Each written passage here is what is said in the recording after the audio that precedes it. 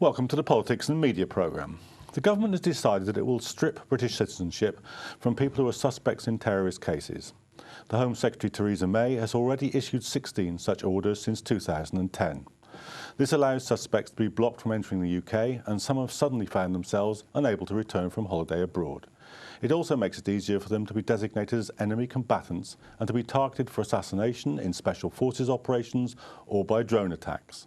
Two of those stripped of citizenship have already been killed.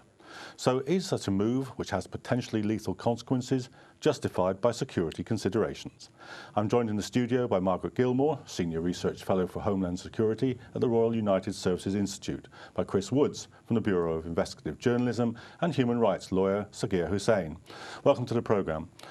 Margaret, so these are suspects. What is the justification for treating people who have not yet been convicted of anything in such a way as to deprive them of their citizenship?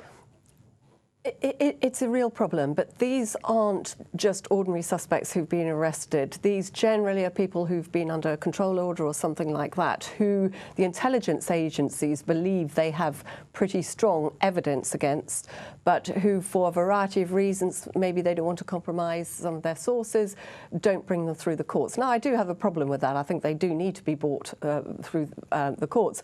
On the other hand, most people in Britain, I suspect, if they were asked about this, would say, well, actually, surely the duty on the government is to keep us, the people in Britain and our guests, our visitors, safe. And I want to be kept safe. So I think we have to look at both sides of this. Chris, I mean, you've broken some of the stories about what's happened to some of the people involved in these cases. Does it seem to you that the security services do in fact have the kind of conclusive information that Margaret's suggesting would be required? It may be. We don't know, and unfortunately those affected almost always don't know the full weight of evidence against them. In most of these cases, yes, the claims are that they've been involved in terrorist-related activity. But almost all of these people have lost their citizenship while they've been outside the UK and have been unable to appeal the loss of that citizenship within a very tight window. So they've never been able to contest what's happened to them. They've never been able to challenge it.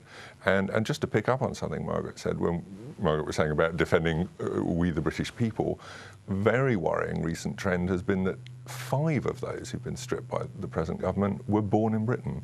One family that traced their roots going back to 1958, another family of a young man, he was born here in London, brought up in London, and unfortunately killed by the United States. So this isn't just first-generation migrants into the UK now, this is British-born people who are losing their citizenship, and I do think that raises some pretty profound issues that go a little bit wider than just this act and its implications.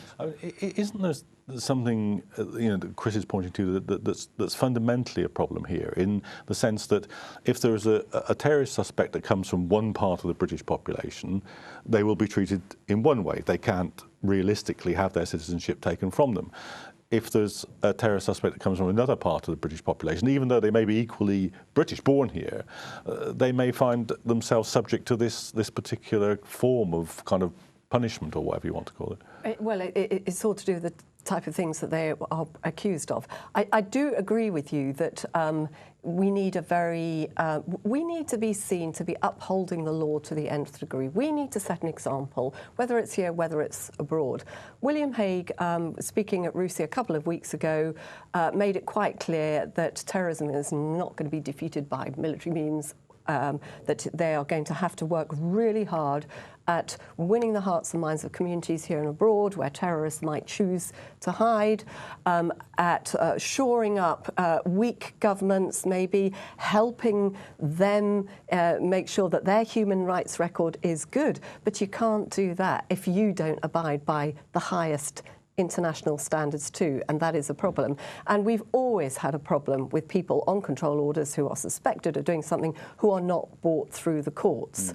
And the British government is going to have to tackle it. It's a very, very tiny number of people, but it's an issue. I mean, the problem is if they aren't brought through the courts, there are the likelihood of there being miscarriages of justice, and if there are miscarriages of justice, the likelihood of them being blamed directly as a result of government policy is much, much higher than by normal means, and therefore, let's suppose for a moment that we take William Hague at his word, that whole narrative is going to unravel.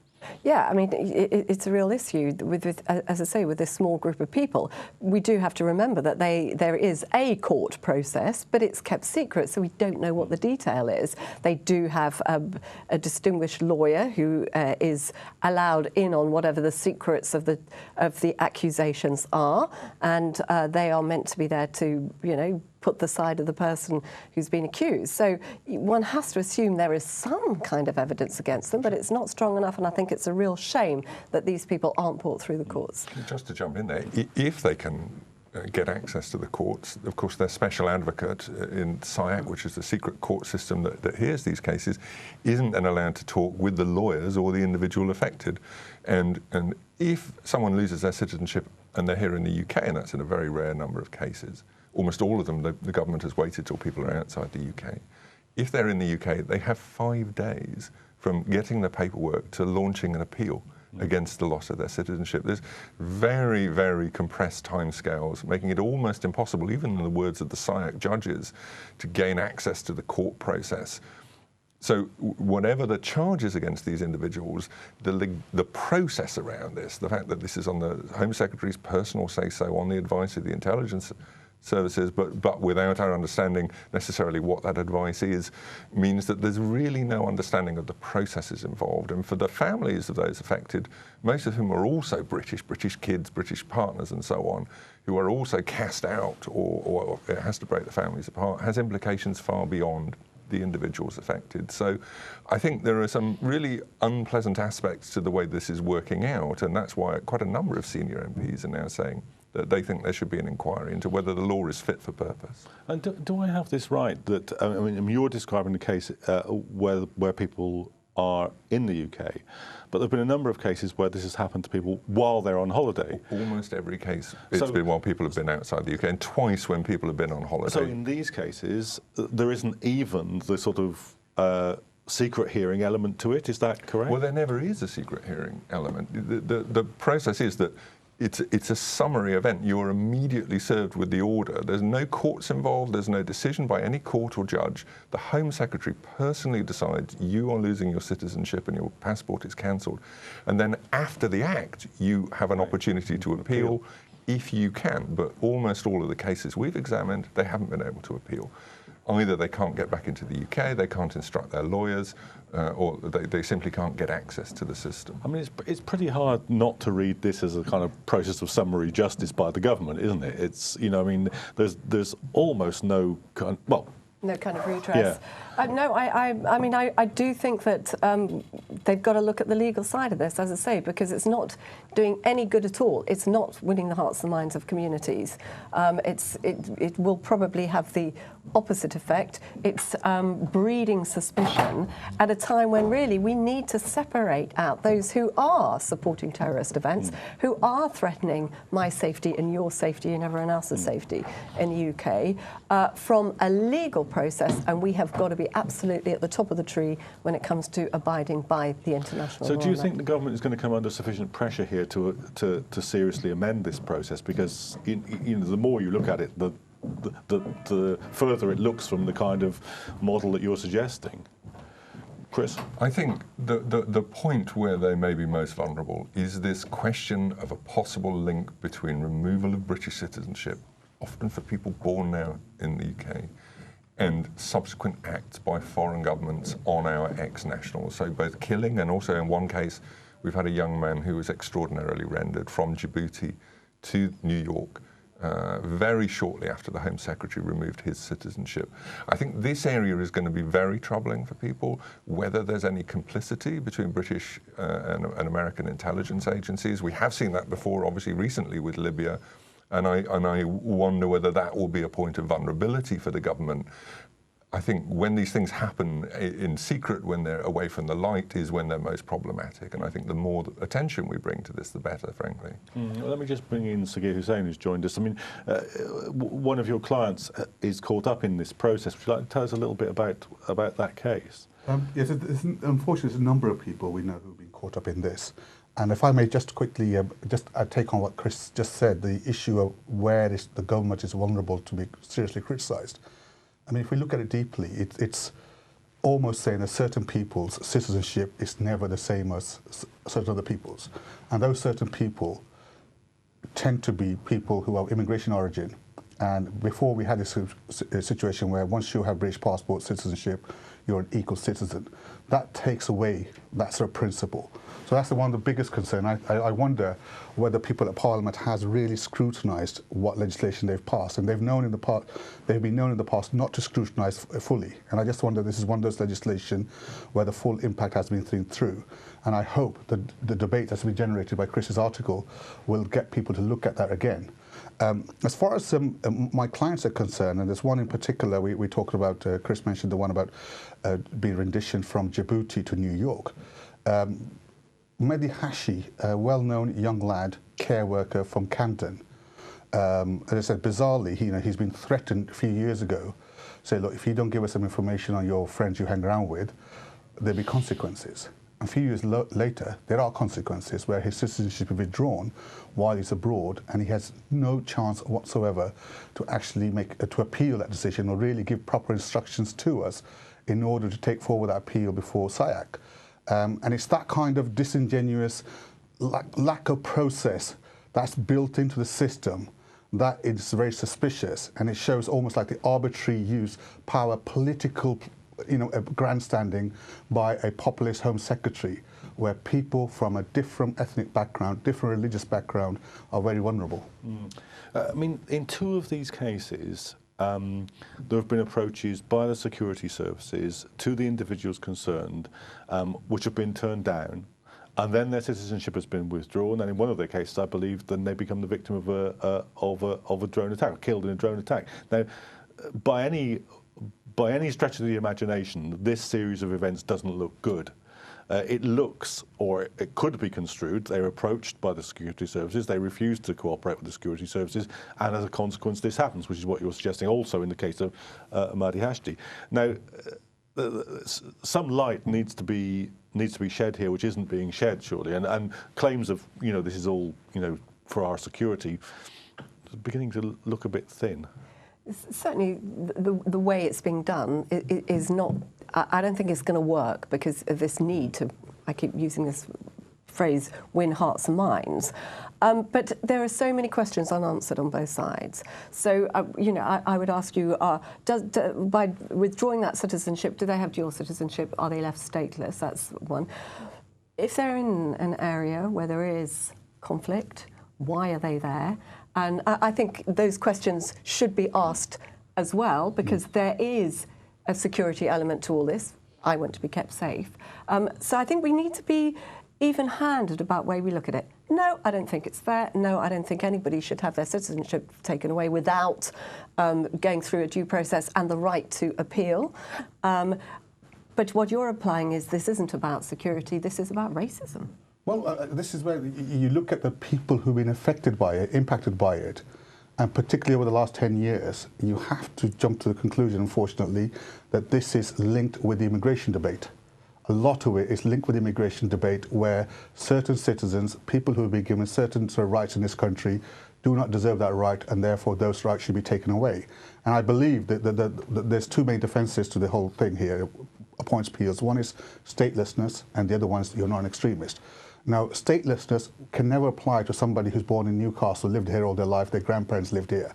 So it's geared towards other people who you can say, well, you could retain your Afghan nationality, or you could retain your Somali nationality. Or in one case, which Chris looked at, the Egyptian nationality, where somebody was born here and rarely had anything to do with Egypt and doesn't want anything to do with Egypt. And that's what's really worrying. And as far as the other point is concerned, I think it's a valid point where we need to know what threat these people pose. I mean, that can be done in open court. And clearly we have mechanisms in place where you charge somebody, you arrest them, you put the evidence before them, you let them answer the question, you have a jury or a judge who can answer, who can then make a decision. By taking that away, and also adding what we've seen already with the case of Belhaj and the Russian and the Libyan people who were rendered, one is led to, you can't jump to the conclusion that these security services are not necessarily looking at the interests of the nation. It's more their incompetence and at times their corruption. Chris, what do you think about this? I mean, it isn't the only way to address the questions that Margaret, which are legitimate questions, is at least a more open court process, if not an entirely open court process. I think a more open court process. I mean, there are certainly clear arguments for hearing some of the evidence against these individuals in secret, and that was why the SIAC process was set up. There are issues there in terms of discussing some of the matters involved, but where we don't know any of the charges against individuals, I think that's the difficulty. But I think also what's of concern here is the escalating use of this power. We've been going back through the history books, and we can't find an example of a British-born citizen who's lost their citizenship before Mohammed Sakr, who was then killed by the Americans. So Sakr lost his citizenship 2 years ago and was killed last year. We simply can't find a case of a British-born individual who's ever lost their citizenship. This is a huge power grab by the executive that I don't think Parliament ever really understood or thought through the consequences of. And when we have such a large migrant and immigrant population in the UK, many of our families can trace, second, third, fourth generation back. We probably all got people in our families who've come from different nationalities. That raises an absolutely profound question about what citizenship is in this country. And it has always been the assumption you're born in this country, right? You commit a wrong, you're tried in the courts of this country, you're held to account by this country's legal systems. Not, as some have said, effectively farmed out for others to do our dirty work for us, which some believe is what's happened in these rendition and targeted killing cases. I think part of the problem is that you're using immigration laws when trying to deal with security, and the two just aren't going to mix. Because you, as a lawyer, are always going to argue that the immigration law is just like this, and you have to separate out whatever the security issues are. And if they're going to deal with the security issues and use it for security reasons, which is what they're saying, then actually they're going to have to, they really do need to be using anti-terrorism laws, counter-terrorism laws, and then it's much more difficult for the legal profession to say, well, hang on a minute, this is a pure immigration issue right now under the laws that you're using. Yes. And in one of the cases where an individual was killed, Bilal al-Bajawi, he's one of the cases where we do know quite a bit about him. He had risen to a senior position in al-Shabaab in Somalia, and it's alleged that he was acting as a liaison between Shabaab and al-Qaeda in Yemen. So certainly from the United States perspective, Bajawi was an enemy. In terms of Britain, in terms of his relationship with al-Qaeda, that's certainly very problematic for the UK. So in Bajawi's case, we do know there were serious charges against him. But in Bajawi's case, and in practically every other case we've examined, none of the individuals who've lost their citizenship have ever been charged in a British court with terrorism-related offences, ever. Isn't there a problem here that there's a political slippage going on as well? It's almost as if in contemporary political dialogue, it's okay if we do find that somebody has these terrorist links, it's okay for an extra legal process of assassination to take place. I mean, that surely should be as unacceptable as the cases where there is somebody who's innocent who's charged and something terrible happens to them. I mean, but the silly thing about all this is that's exactly what William Hague said in this speech a couple of weeks ago, which was apparently, he's showing a change in foreign policy here, much less emphasis on military, much more emphasis on helping to shore up weak nations where terrorists may hide in order that they have a good judicial system, and it's less likely if there are UK agents working out there that they're going to get caught into the whole human rights debate. And yet they're using, as you're pointing out, these sort of, what you're saying is these almost illegal methods to do that, and that is very difficult. We know that the Americans have their wish list of wanted people. We know that they are carrying out killings like this. We know that it would be particularly difficult for the Americans if somebody that they kill happens to be a British citizen. All of that is fact. What we don't know is how much there is some kind of complicity going on, and that deserves investigation.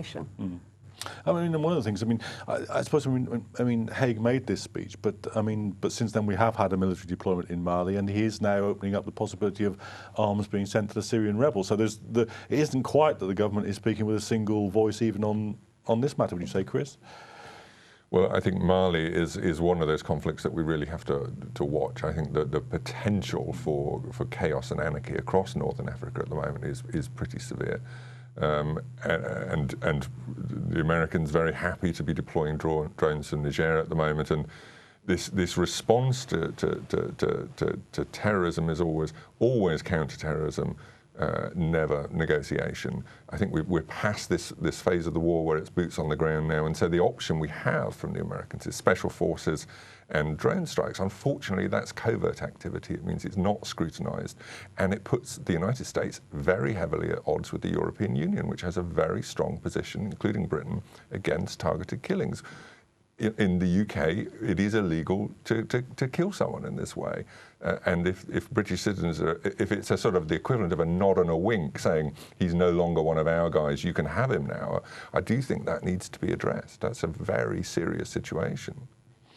Sagia, do you think that, can you see more of these cases, piling up now? Do you think, or Well, there's a pattern, unfortunately, and I don't know the full geopolitical aspects of it, but you see certainly deployment of drones and extrajudicial killings in Waziristan, then you see Yemen, you see Somalia, now it's going to be extended to Mali. And the concept I'm worried about, the principle I'm worried about, is that somebody could sit in a small room and make a decision who goes on the kill list.